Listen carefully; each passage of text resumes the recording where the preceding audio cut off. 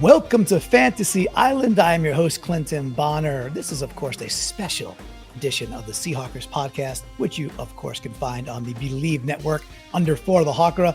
I know that's lots of things. I got one more huge thing for you. I've got Mr. Dave Bloomquist with me this year, one of the OG original Seahawkers. And every single year, Dave and I, we like to get together and do a special episode to look deeply at the fantasy implications, because I love fantasy football. Dave, I know you love fantasy football, and we know a lot of Seahawkers out there and Seahawks fans, NFL fans really dig fantasy football, and we're going to dive into those nooks and crannies, man. How you doing? How's everything going over in the UK, dude? Everything is great. As you know, I have my channel Starstruck by London, and I'm having a lot of fun with it.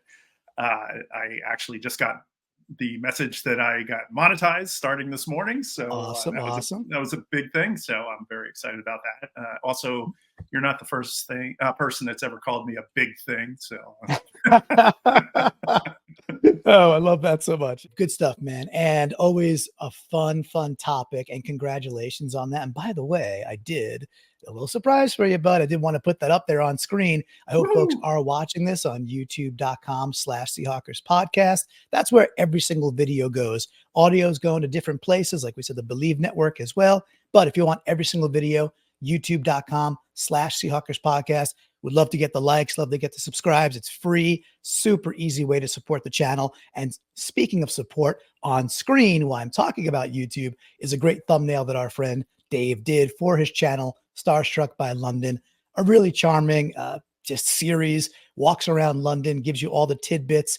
I've never been to London, but now I feel like if I were to go, I'm thoroughly prepared, Dave. So I know that adventure has been really, really fun for you, man. Congrats on all the early success, but you put in the work, so there's no surprise, man. thank you. And you have a place to stay if you do decide to come. I like that thumbnail. That was the most excruciating video that I ever did. But that actually hit 1,000 views after 2 weeks today. So I was very happy, and everybody should go see it. It was fun, and it was a little funny too. Oh, very good. Yeah. And that one on screen was about the different, he calls it football over there because I guess he has to, but of course we would call it soccer. All right, let's talk about football. In this case, we're talking about fantasy football.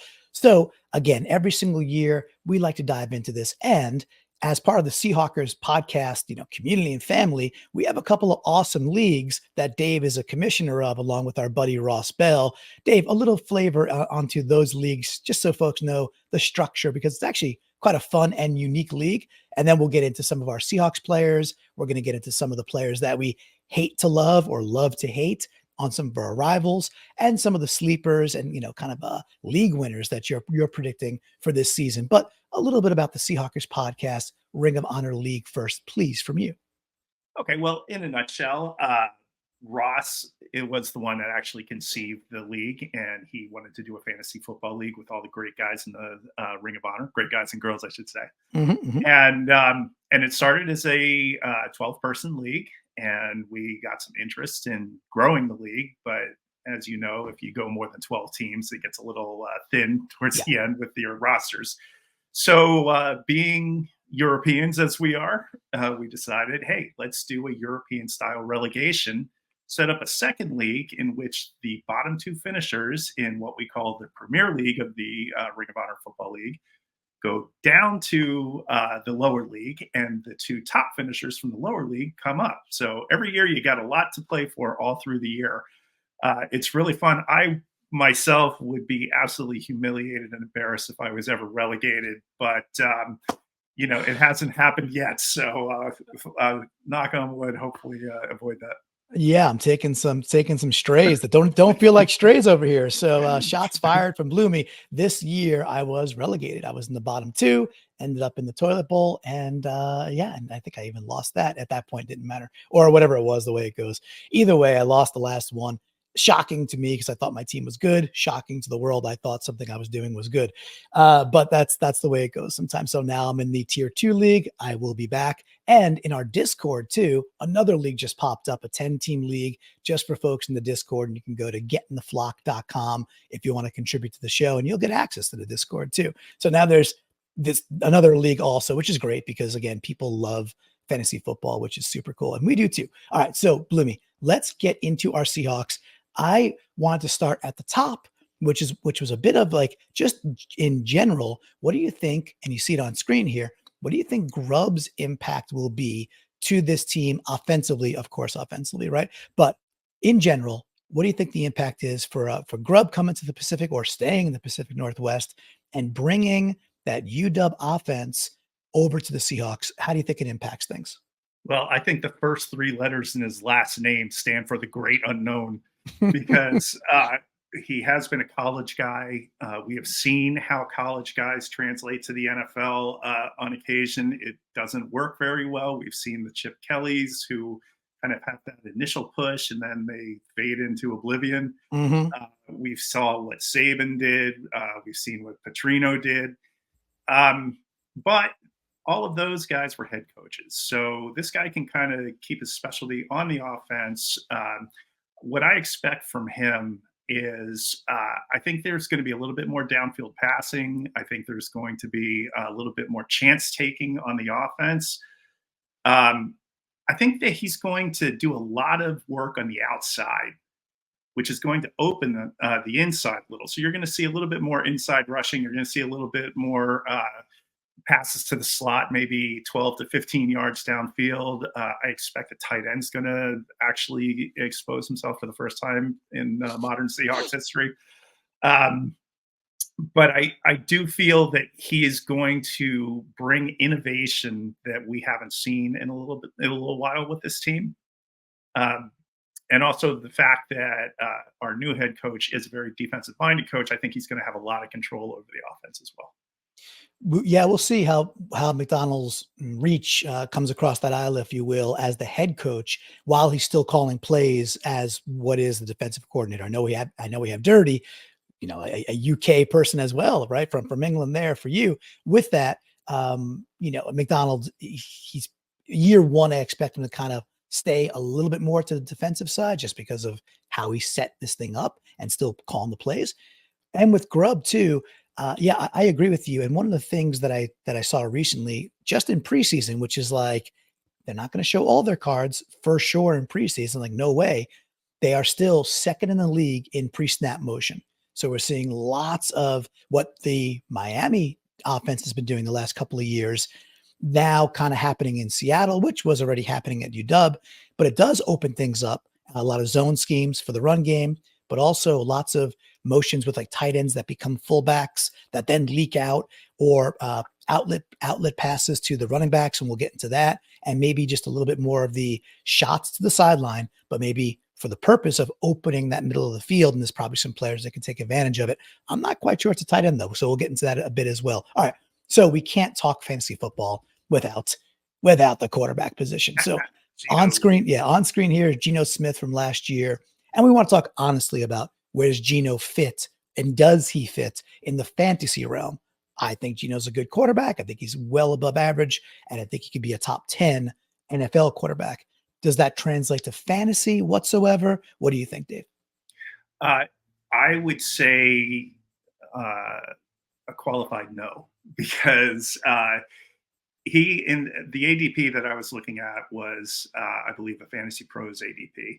Mm-hmm. Which is an aggregate of a lot of different experts and leagues. And he was the quarterback 24 in that ADP, which means he is a bottom end second quarterback in fantasy. My own personal rankings, which I've always used, I've always done my own rankings. I've always trusted my own rankings. And then maybe add a little bit of the Seahawks equity. Sure. I have him at 16. He is in the fifth tier of quarterbacks for me. Now, that is a quarterback that I would take as my second quarterback if I wanted to take somebody who really might be like the next big thing. And I would say one of my targets in fantasy football is to take Caleb Williams and then pair him up with somebody like Geno. Geno's kind of in that tier with Tua and Purdy. So it's kind of like, start these guys while you're seeing what Caleb does. And if Caleb does what I think he can do, then they're just injury coverage. Yeah, it becomes a really sincere and good floor and backup plan. And there's a couple of things too. Like on screen, we have the 2023 stats. Well, 2022, he had 30 touchdowns, right? So, and we expect more deep shots. Maybe the interceptions climb a little bit. Maybe the completion percentage gets closer to 68, 69, even touching 70 as it was 2 years ago. Those yards I expect to go. I already laid a bet for his yards over for the year, which is for me is just like, if he's not injured, if he plays 15, 16, 17 games, he's going to eclipse what, FanDuel is saying about yards. With that, I think it's a great floor play. And then for different formats too, right? If you're a super flex and you have, and really it's a 2 quarterback league, man, Geno, I think is a hot commodity in those kind of leagues. Of course, I don't play in those in the Seahawkers pod league we mentioned earlier. It's not a super flex league, but what an outstanding high upside where the guy actually has a ceiling to get to maybe 30 or even 35 touchdowns and a dude you can get quite late. But I love him as a play that's like, look, you could draft Geno with maybe your last pick, literally, maybe your last pick if it's not a Seahawks league, and just have a dude that's like, yeah, he's a good NFL quarterback, and he will put up between 2 to maybe 3 touchdowns a week when you average it all out. And that's pretty good, right? So it's a real nice floor play that you can kind of get away with and kind of just get a freebie, a kind of a free square with Geno, in my opinion. Yeah, I agree with that because, according to his ADP, he shouldn't even be rostered. So I think that's Right. ridiculous. He absolutely should be rostered.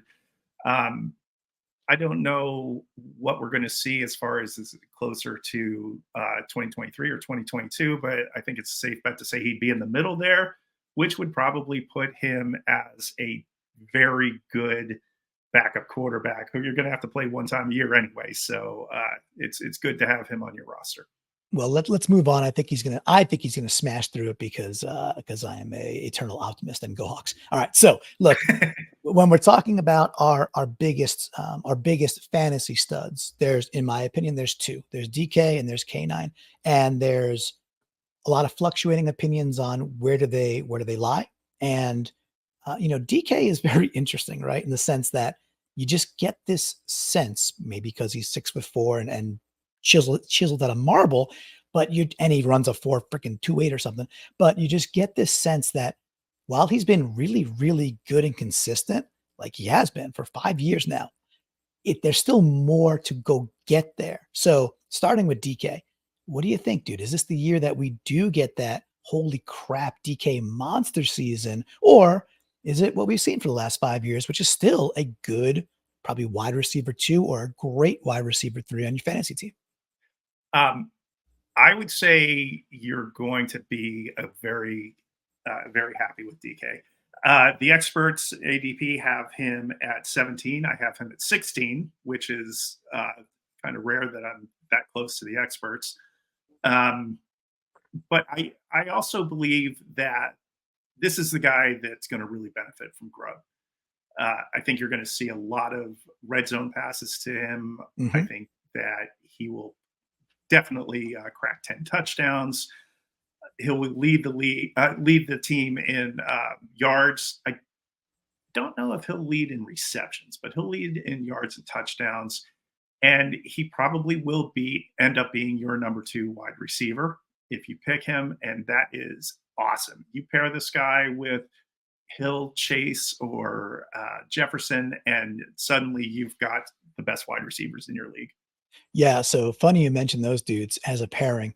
So I had my first draft the other day, a CBS league. Now it's only 10 teams, so 10 team becomes a little bit a little simpler in the sense, of course, the pool just lasts a little longer. But with the Jamar Chase news that he won't step on the field without a new deal, and the Justin Jefferson sliding because of Sam Darnold, and that's a real thing that's happening. I was picking 10th. I was 10 of 10. And I started my draft with Jefferson and Chase. And on the way back, I got DK. So, and That's absurd. right. So I felt good about that, and I still got Lamar on that team, and I was able to get some good running backs still later that I think are solid running backs.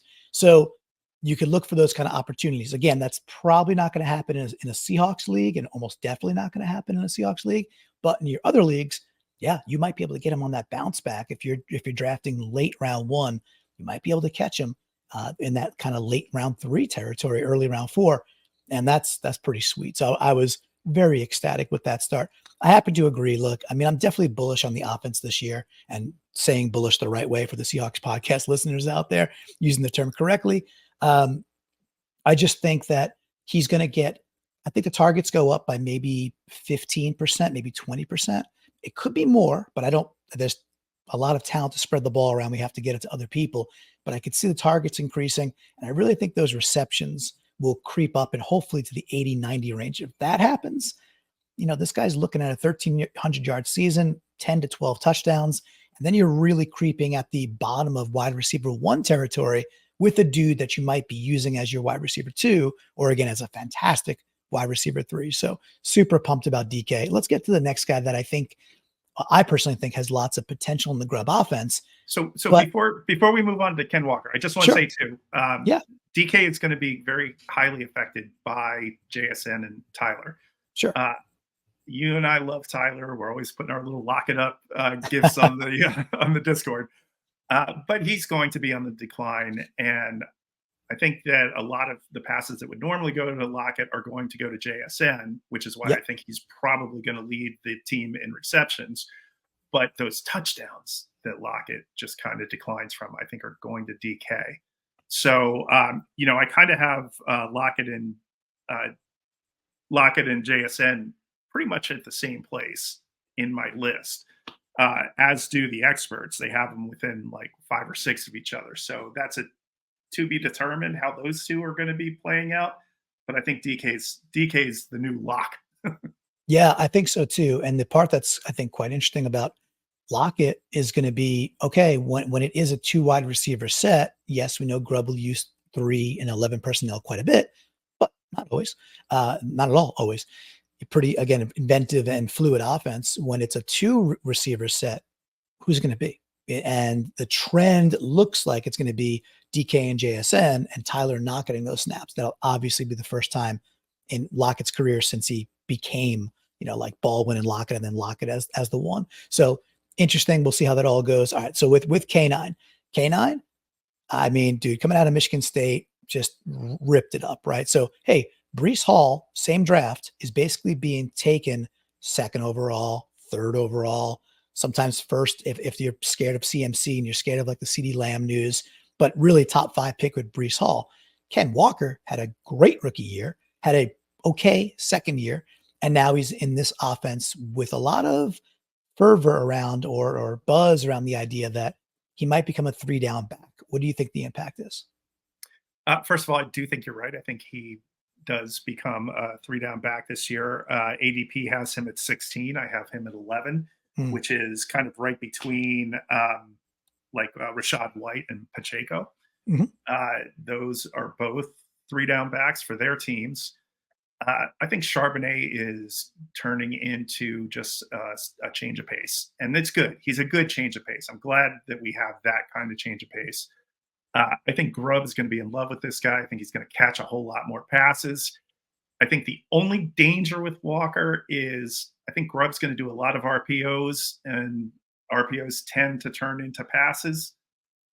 So he might be a little bit repressed on the ground yardage, but in fantasy, that doesn't matter. He's get the ball in his hands, he gets the yards, he gets the touchdowns. It doesn't matter if it's through the air or on the ground. I think he's going to be a stud. And I think the area, like you're calling it out, and to really put a fine point on it, I think that area of receptions where he had 29 last year, when he gets the ball, Grubb's offense is all about getting special players with a little bit more space than maybe the average bear gets them. That's where he succeeds, whether that's the zone concepts for running or when he's using the wide side of the field and isolating people. Can't really do that. College, you can't do that as much in the NFL. But one of the things you can do in the NFL is the leak outs and getting special players the ball more often with more space. I think that's going to be the plan for K9. And I think those receptions take a healthy spike up, especially if he's on the field in 3rd down. It wouldn't shock me if this dude is 45 receptions, maybe pushing 50. And once you start doing that, you could, and pairing that with the amount of touchdowns that he could get in a pretty, let's say, probably top 10, maybe top 8 offense, not a shock if they hit that. he could become a very special type, fantasy player there. And we know the dude's got the skill. So that'll be super cool to see. That's the area where I think we could maybe see some trends early, week 1, week 2 with the Patriots. If we look back after 2 weeks and it's like, oh crap, Canaan's got 11 receptions. Like, okay, something's happening there. So maybe bet on that a little earlier and might reward you quite handsomely. All right, we got a lot to get to. We did talk about JSN, so let's talk about JSN, Dave. You hinted at the ideas earlier that the attempts got to go somewhere. It's kind of zero sum. They should rise, period. Why should they rise? Well, we ran the least amount of plays last year of any team. So that probably won't happen again. So the overall offensive plays should rise. Fine. How do they get dispersed and how does that impact JSN? I think JSN, well, I'm looking at the screen here, the targets, the yards, the touchdowns, every one of those numbers is going up. There's no question. How far do they go up? We've never had an offense or an offensive coordinator like this. So this is really interesting to see what, I remember in the days of Blades and Baldwin's earlier days, like the leader of receptions on the Seahawks would have like 81, 82 catches. Yep. JSN, I think is like the first Seahawk. I'm sorry, my thing needs to be plugged in. There we go. I think JSN has potential of being the first Seahawk who really can batter that 100 catch level. And it's very possible, man. And that'd be cool. The century mark would be something. I just wonder if there's enough targets to go around. And the thing that has to increase, we talked about this in a episode maybe 2 months ago where we were looking at, I think, some ceiling and floor, maybe 6 weeks ago, ceiling and floor episode. It's like that ratio that he really only caught about 2/3 of his targets last year. So if he's going to get those receptions way up there, and maybe I'm sure it's partly a quarterback thing too, but he's got to become a lot more efficient with the balls that are thrown to him and really start to get more to like 75% or higher, because I just don't know the volume of targets are going to be there to get him to 100 receptions, because there's a lot of math there that makes it a little fuzzy for me. So I don't think he quite gets there. I'm not saying you said that either. That's kind of a ceiling, but I think across the board, that natural rise of all these things feels about right. I would not be shocked. I wouldn't be shocked at all if he eclipses 1,000 yards. If he ends up with like 85 receptions, 1,000 yards, 7 to 8 touchdowns, I feel like that's cooking, man. See, the way I see him playing out is he's going to be the guy who gets those 10 or 15 yard catches as they crawl down the field, and then they'll get to the 20, the 15. Now DK becomes the number one option. Sure. So I think DK will have less receptions but more touchdowns. But the thing about Smith-Njigba is he's really good after the catch. And I don't know if his roots were schemed up for him to kind of have those in-stride catches that he would just take off like we saw in college. They were not. Right? They were absolutely not. They were just little drag routes that were just completely horizontal or bubbles. And when they finally let him go, he was actually quite good on the outside. There's some, the advanced stats that look at JSN. It's just that they barely used him on the outside. However, when they did, you can remember the Eagles game with that awesome catch to win it. He was actually quite good on the outside and really consistent. This dude's not just a slot dude, and he's certainly not a 5-yard dump off guy with no momentum. So to your point, with all the motion that Grubb's going to be doing and the ways in which they want to scheme, I'm with you. I think the yak will really increase with JSN, man. Yeah, watch the 2022 Rose Bowl. Yeah, and you can see what this guy is capable of if he's in the right offense with the right root tree. He's special, and he was the first receiver that was picked that year, so it was for a reason. He was terribly underutilized, and okay, I promised myself I wouldn't say anything in deference to old man Pete, but I think he was partially responsible for the misuse of this guy. let's just bash on Waldron and say we got the guy we want now. It's all good. All right. So you did mention tight ends earlier. Let's not spend too much time on this because we got a lot to get through still. However, Noah Fant, when we looked at this in the ceilings versus floors episode I mentioned earlier, put the stats on screen that you could see again on youtube.com/Seahawkers podcast. And it was a really underwhelming year. 32 receptions, but on 43 targets, by the way. That's a really nice percentage. A goose egg for touchdowns, just over 400 yards. Not great. Not great. So we talked about the middle of the field earlier. I think, but besides Noah Fant, is there any viable reason to draft, this is fantasy football, draft a Seahawks tight end this year? No, because we have Brady, whatever his first name is. Brady Russell, Goldilocks. Yeah. Brady. Yeah. We have Pharaoh Brown, and we have who, if I was on your Prop Stars show and making that, what do you call it when you make the stupid bet? Oh, the Fail Mary.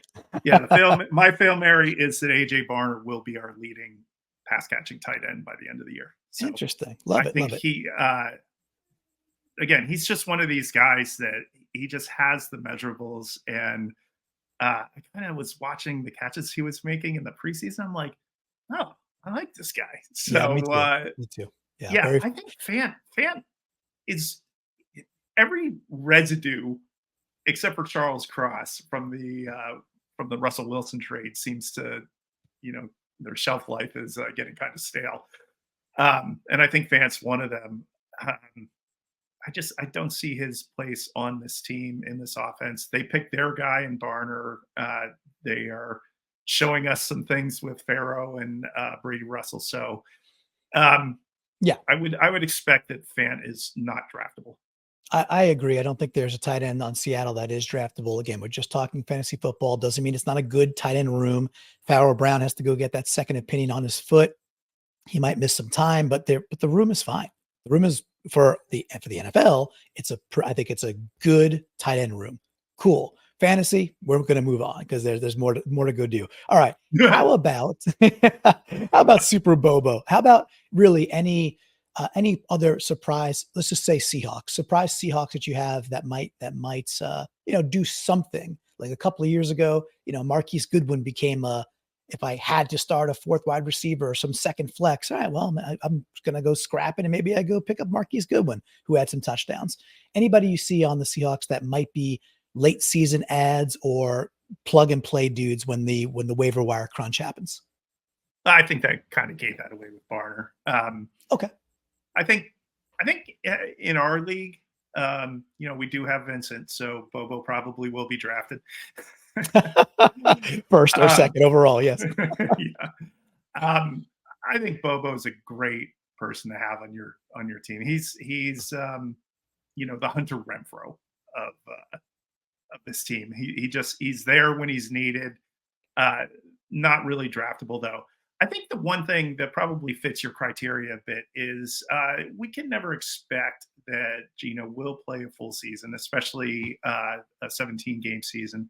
I can expect that, Dave. I fully expect. I expect it. If a guy doesn't horse tackle, Geno as he's going out of bounds in the Meadowlands, Geno would have played every game last year, but it was a dirty play as the guy's going out of bounds. So I don't know. I expect Geno to play 17 games in my heart, but I didn't mean to hurt your feelings there. I'm a little hurt, but you don't. So please continue. So where I'm going with this is if you have a spot duty start by Howell, depending on who he plays, I've seen that guy put up some ridiculous numbers. And if he played a game against Cardinals, for instance, would that surprise you to see a 420-yard 3-touchdown game? Maybe the yards, not the touchdowns for sure, but it wouldn't be a surprise, right? We saw Hal go toe-to-toe twice with the Eagles last year, had a great fantasy game against our Seahawks last year, threw the ball a lot. And in the preseason,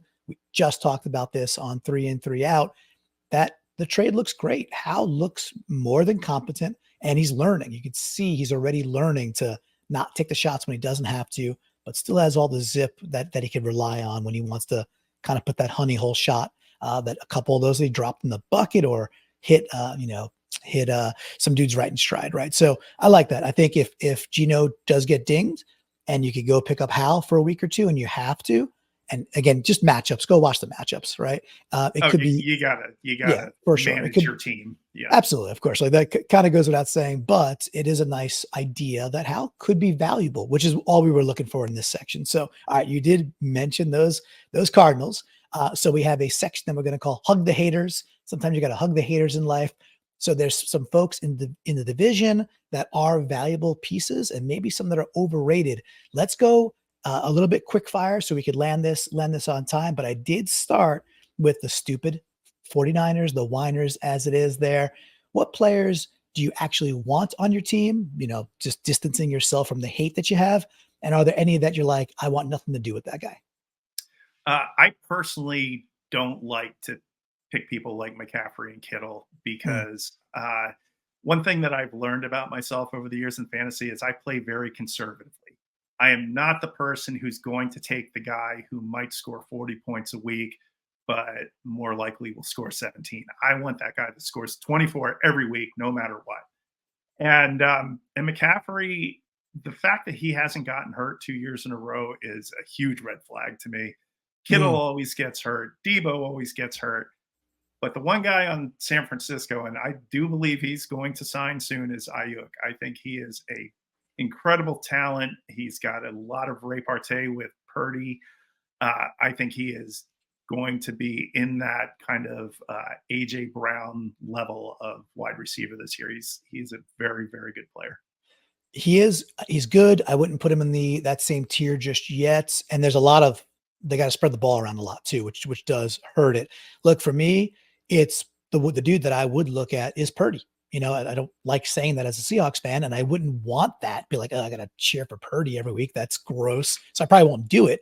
But you can't argue with his efficiency. He's come in, he's been super efficient, and the dude gets touchdowns.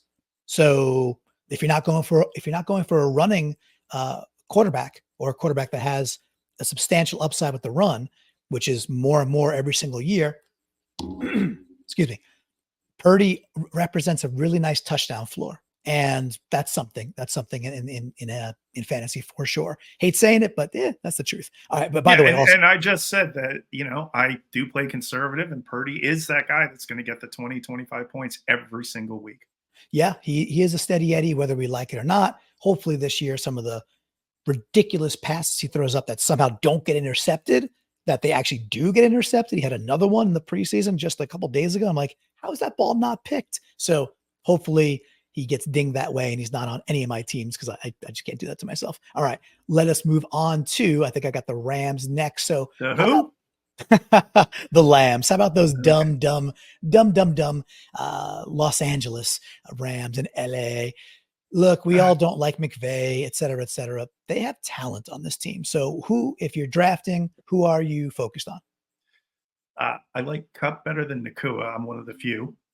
I think that Kupp was banged up and Nakua stepped in and he took advantage of the situation, but Kupp is the better player. I got to see it again from right. Puka. I understand that part. Kupp is aged obviously differently and has had a lot of injury, right? And soft tissue injury as well. So we'll see. But Nakua, you can't argue with.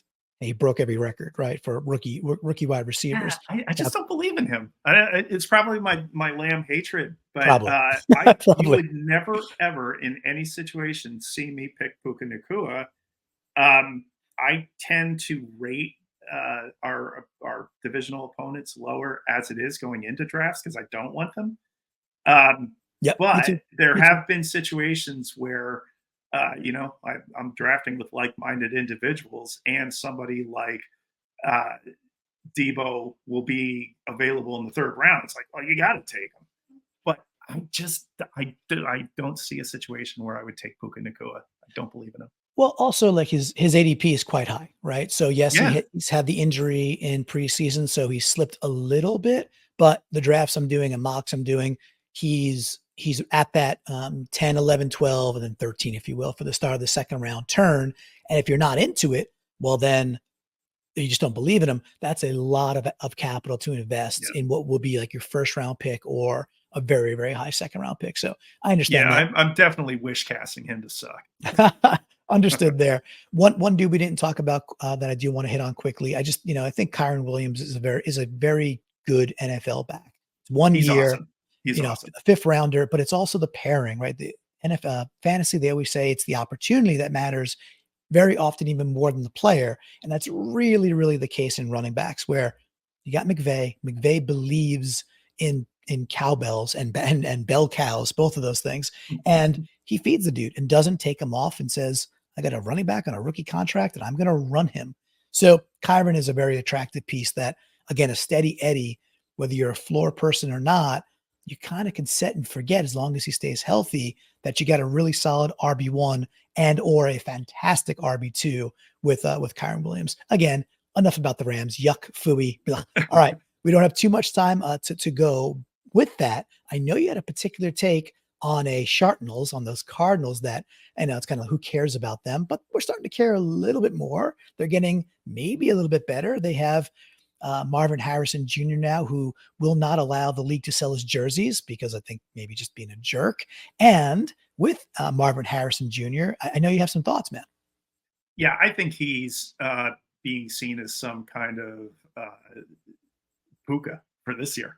You know what? I've seen Murray focus in on wide receivers like DeAndre Hopkins, and I've also seen him not be able to get the ball to people who should be getting the ball. I think Trey McBride is going to get a whole lot of looks. So Harrison is being drafted like in the first or second, early in the second round. I think that's just ridiculous. No way is he worth that right now. Well, it's also the huge gap between him to Malik Neighbors and then down to other dudes who are like, well, Ladd McConkey might be the Chargers one. In fact, he looks like the one. And if you're playing PPR, it's like, well, all right, that dude's going to get a lot of targets and a lot of balls thrown his way. By the way, go look at the Chargers schedule. The Chargers are not that good. We know that they're okay, and they're entering a new rebuild, but they have a quarterback who's got a foot injury. But their schedule is so soft. Their schedule is so soft. So very interesting, takes there. I'm with you though. Like MHJ is being treated as this anointed one, and yes, I know he's got the pedigree. Of course, I know he had the huge years at Ohio State, but I look at some other rookie wide receivers, Dunze and was it Brian Thomas, right? And in Jacksonville, and I think there's. Let's say it this way, with the ADP, like where you have to take them, I think there's more value. And plus I just innately hate the guy because he went to the Cardinals, so he can go fly a kite as far as I'm concerned. Now, yeah, and I'm looking at this ADP, and the experts have him as the number 9 receiver behind, in front of Devontae Adams, Deebo Samuel, Drake London, Nico Collins, Chris Olave. He has not earned that yet. DK Metcalf, right? Like, exactly. Yes. These are major players that I think you could draft and have a much sounder feel on your team versus taking what I think is still a big risk. It just seems like the fantasy community and the experts don't think there's much risk there. And I'm like, well, not crazy. You still got a newer coach. Murray to me has never proven he's a great NFL quarterback. Maybe he's a pretty good fantasy quarterback because he uses his legs, but he's not a top tier passer. And we don't know what this offense is going to do. It seems cemented to me, but in the experts' minds, and I'm like, I don't get it. I'm like, I don't see that yet. Maybe some Cardinals bias, maybe so, maybe not. But I don't know. There's other dudes I would personally target. So let somebody else take them and hopefully flounder, because nothing more fun than the Cardinals being bad. And if Murray gets hurt like he tends to do, now you got Desmond Ritter throwing to Harrison. Exactly. How's that going to work out for you when you didn't pick Mike Evans at that point? Yeah. Ask Drake London. Not well, right? So it's not going to be good. All right, let's close out with a quick little rapid fire. Any league-wide sleepers or breakouts that you're like, you know what? I try to walk away with this guy every time I do a draft. Yeah, I would say Dalton Kincaid, tight end for Buffalo. He's about the only legitimate pass catcher there. We talked about the Chargers. Harbaugh wants to be a running team. They have all of the Ravens from last year. They have J.K. Dobbins and Gus Edwards. To me, it'd be worth picking both of them near the end of the draft, and whoever wins that battle is going to be quite a good guy for your backfield. Caleb, I already talked about. Zach Moss. Bengals running backs are always good in fantasy. Always good. Zach Moss is the running back. He is starting the number one starter going into the season. I love him. And finally, everybody knows about him. He's ADP number 5. Love Amon-Ra St. Brown. I think he is going to be very close to, if not the number 1 wide receiver in the league in both touchdowns and catches. You picked 12th in the junior league. He'll be sitting there for you. Hear me now, my friend. Do you want to come back up? Think about him. You think he'll be there, man? If he's there, I'm running it up to the podium. I don't think he'll be there, especially with the fact that Chase is not on the field and CeeDee Lamb says he's holding out or is holding out. But that offense is super intriguing, right? And Detroit plays a ton of games. Like it's 14 of 17 inside a dome this year. So it's going to be fast track season. So, I mean, Detroit across the board. And again, that kind of Goff level dude, you want to get a guy later and just draft QB late. Goff's, I mean, with health, you could pencil in for 30 something touchdowns. It's going to happen. And then you got Gibbs, Laporta, Amon-Ra St. Brown. That team, it's going to be a bit of a track meet out there this year. They're going to fly around. Get your lines. Get your lines. Absolutely. And David Montgomery. So if you get Gibbs early, you want to probably prioritize getting Montgomery too.